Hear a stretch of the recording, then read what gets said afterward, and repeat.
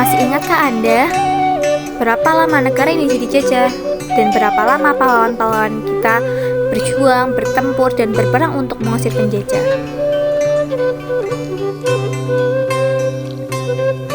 Tentunya sangat lama, bukan? Pada zaman dahulu, pahlawan-pahlawan Indonesia dalam mengusir penjajah selalu menggunakan cara berperang, yakni secara bersembunyi atau gerilya. Sehingga pada suatu saat, perjuangan bangsa Indonesia tidak menggunakan cara perang, melainkan dengan perbuatan organisasi tertentu. Zaman ketika Indonesia mulai mendirikan organisasi inilah yang disebut sebagai kebangkitan nasional. Dan dimulai dengan berdirinya organisasi bernama Budi Utomo dengan tujuan memperoleh kemajuan yang bersifat harmonis bagi bangsa. Maka inilah kisah tentang sejarah Budi Utomo.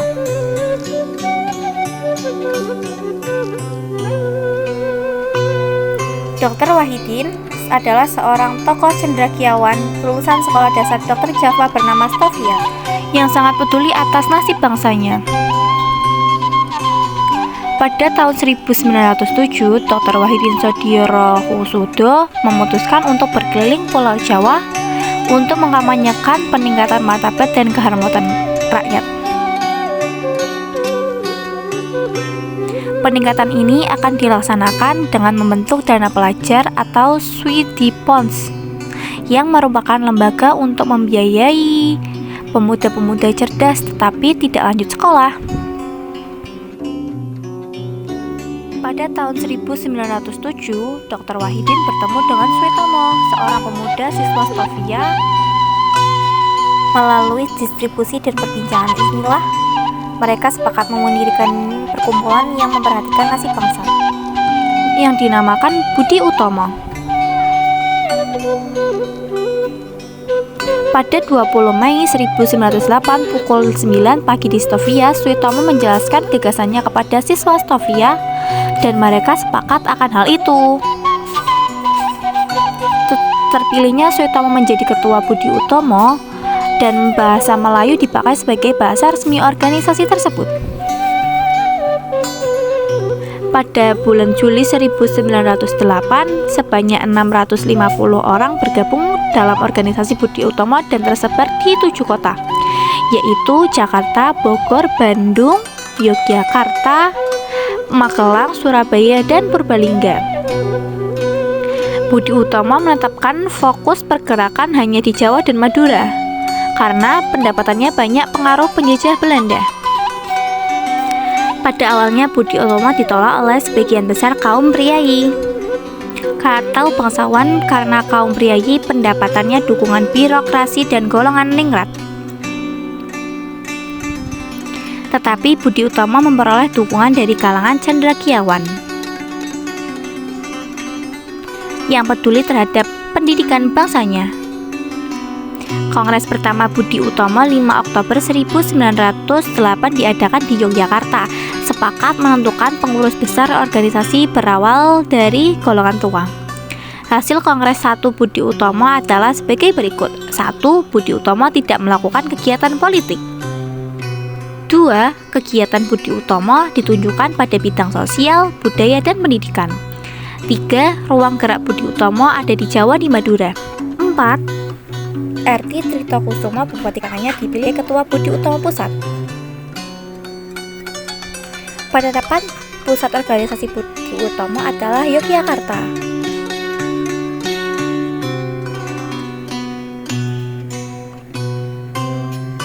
Pada tahun 1909, Dr. Cipto Mangkusumo mengundurkan diri dari Budi Utomo untuk melaksanakan cita-citanya, yakni gerakan politik bagi seluruh rakyat Hindia Belanda.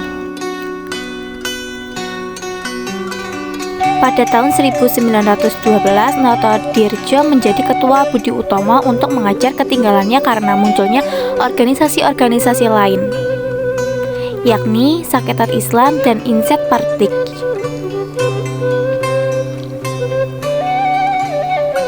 Budi Utomo bergabung ke dalam PPKI pada tahun 1927. Gerakan ini dipelopon oleh Insinyur Soekarno. Dan pada tahun 1928 Budi Utomo mengambil suatu langkah dengan menambah aksen dan tujuan pergerakan, yaitu turut berusaha mewujudkan cita-cita persatuan Indonesia. Usaha mencapai persatuan Indonesia dilanjutkan dengan melakukan fusi dengan PBI yang dipimpin oleh Dr. Suetomo. Maka berakhirlah Budi Utomo yang berperan sebagai organisasi pergerakan di Indonesia.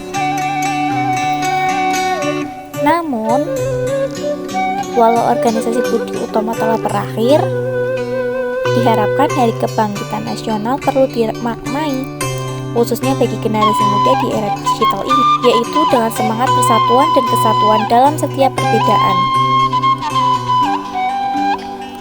Karena pada dasarnya kebangkitan nasional yang diperjuangkan oleh pendiri-pendiri negara bertujuan untuk membangkitkan rasa nasionalisme, menjadi bangsa yang berdaulat dan bermartabat. Kita tunjukkan bahwa kita adalah benar-benar orang yang ingin merdeka.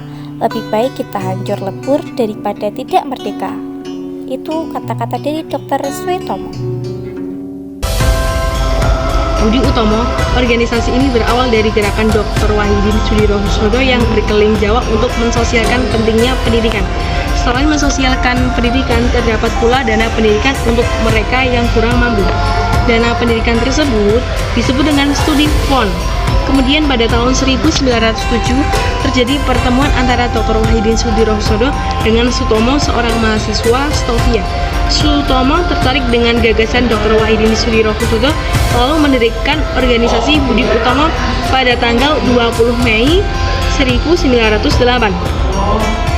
Organisasi ini merupakan organisasi pertama yang didirikan oleh bangsa Indonesia dan beranggotakan mahasiswa Stovia. Berdirinya organisasi ini merupakan tonggak awal kebangkitan nasional, sehingga hari lahirnya Budi Utomo ditetapkan sebagai Hari Kebangkitan Nasional. Lalu organisasi Sarekat Islam. Organisasi ini berawal dari Organisasi Sarekat Dagang Islam atau SDI yang didirikan oleh Haji Saman Hudi di Solo tahun 1911. Organisasi ini awalnya dibentuk untuk melindungi pengusaha lokal agar dapat bersaing dengan pengusaha non-lokal yang memonopoli perdagangan batik. SDI kemudian diubah menjadi Sarekat Islam atau SI pada tahun 1912 yang diketuai oleh HOS Tredjokroninoto. Setelah menjadi SI, keanggotaan SI menjadi semakin besar karena semua orang diperbolehkan ikut dalam organisasi ini jika beragama Islam. Akan tetapi pada tahun 1921 SI terpecah menjadi dua kubu, yaitu dan Cimera. Perpecahan tersebut terjadi karena adanya penyusupan paham sosialis komunis. Sekian. Saya akan melanjutkan penjelasan dari Nabila. Indisi Partik didirikan di Bandung tanggal 25 Desember 1912.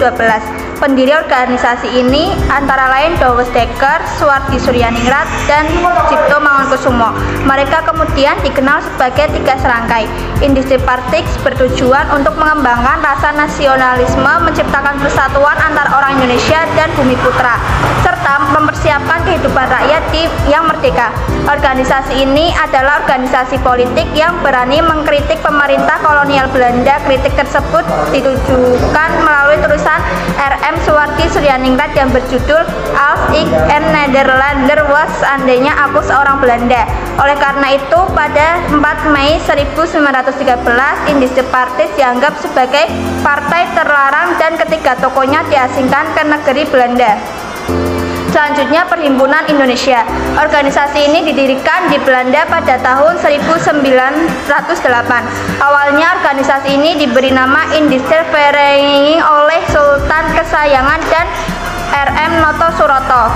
Kemudian pada tahun 1925, Indische Vereniging mengubah namanya menjadi Perhimpunan Indonesia. Istilah Indonesia digunakan untuk menunjukkan identitas diri bangsa dan negara serta menggantikan kata Hindia Belanda. Tokoh-tokoh yang tergabung dalam organisasi ini adalah Muhammad Hatta, Cipto Mangunkusumo, dan Suwardi Suryaningrat. Organisasi ini memiliki asas perjuangan dengan kekuatan sendiri dan tidak meminta kepada pemerintah kolonial Belanda. Perhimpunan Indonesia memiliki majalah yang disebut sebagai Hindia Putra dan kemudian diubah menjadi Indonesia Merdeka. Sekian, terima kasih.